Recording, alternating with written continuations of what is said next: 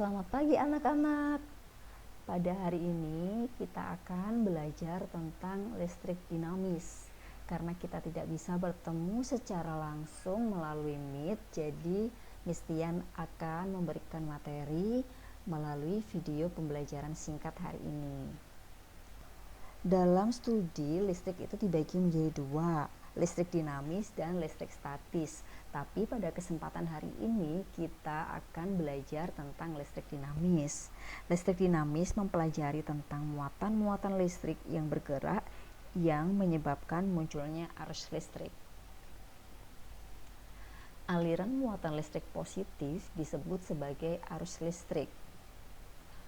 Arus listrik akan mengalir dari potensial tinggi, di sini di bola konduktor A, mengalir ke potensial yang lebih rendah di bola konduktor yang B.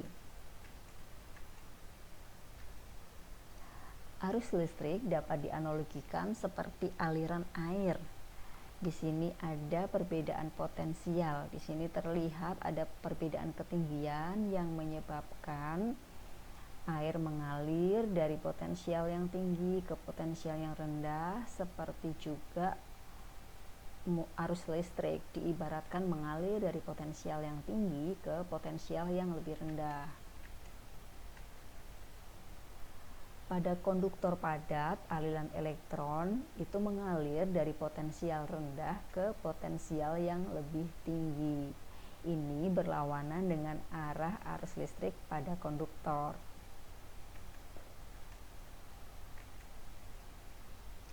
Banyaknya muatan yang mengalir melalui penampang konduktor setiap satuan waktu disebut dengan arus listrik.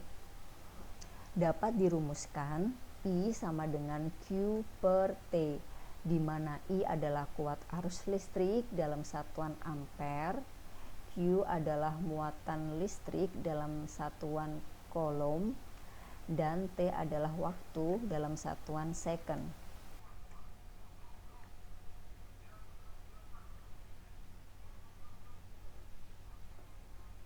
Q atau total muatan listrik dapat kita cari dengan persamaan Q sama dengan N kali E, di mana N adalah jumlah elektron, berapa banyaknya elektron, dan E adalah muatan listrik satu elektron yang sudah pasti nilainya itu 1,6 kali 10 pangkat min 19.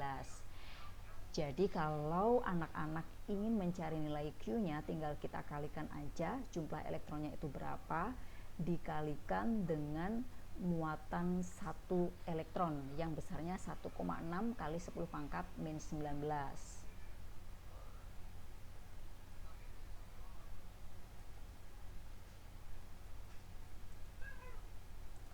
Sebelumnya kita tahu kalau I itu sama dengan Q per T. Nah, sekarang masukkan nilai Q-nya sama dengan N kali E. Kita masukkan dalam persamaan. Sehingga menjadi I sama dengan N kali E per T. Di mana I adalah kuat arus listrik, N adalah jumlah elektron, E adalah muatan untuk satu elektron yang besarnya 1,6 kali 10 pangkat min 19 coulomb, dan T adalah waktu, dan ingat satuannya dalam second. Sekarang kita masuk ke contoh soal ya.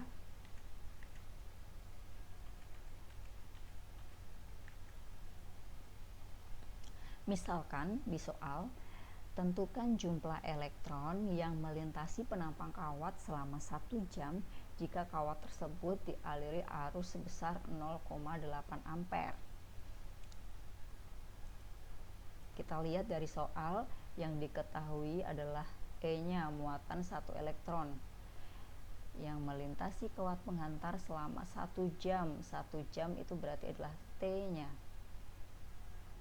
Jika kawat tersebut dialiri arus listrik, berarti kuat arus listrik adalah I. Oke, bagaimana cara pengerjaannya? Nah, kita tulis yang diketahui. Ingat di sini 1 jam, maka kita harus mengubah 1 jam itu menjadi second, sehingga 3600 second. Yang ditanya adalah N-nya, jumlah elektron, berarti yang ditanya adalah N. Gimana cara mencarinya? Kita ingat dulu ya persamaannya. Persamaannya adalah ini persamaannya. N sama dengan Q per E. Ingat, kita juga tadi punya persamaan I sama dengan Q per T. Atau di sini kalau kita akan mencari Q, berarti Q ini sama dengan I kalikan T.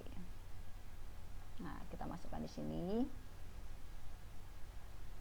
Sehingga N sama dengan I kali T per E. Kita masukkan nilai I-nya 0,8 ampere. Waktunya yang sudah kita rubah menjadi second, jadi 3600 second. Per E-nya adalah tetapan ya, kalian harus menghafalkan. Nilainya adalah 1,6 kali 10 pangkat min 19. Sehingga kita akan mendapatkan hasil akhirnya banyaknya elektron sebesar 1,8 kali 10 pangkat 22 elektron.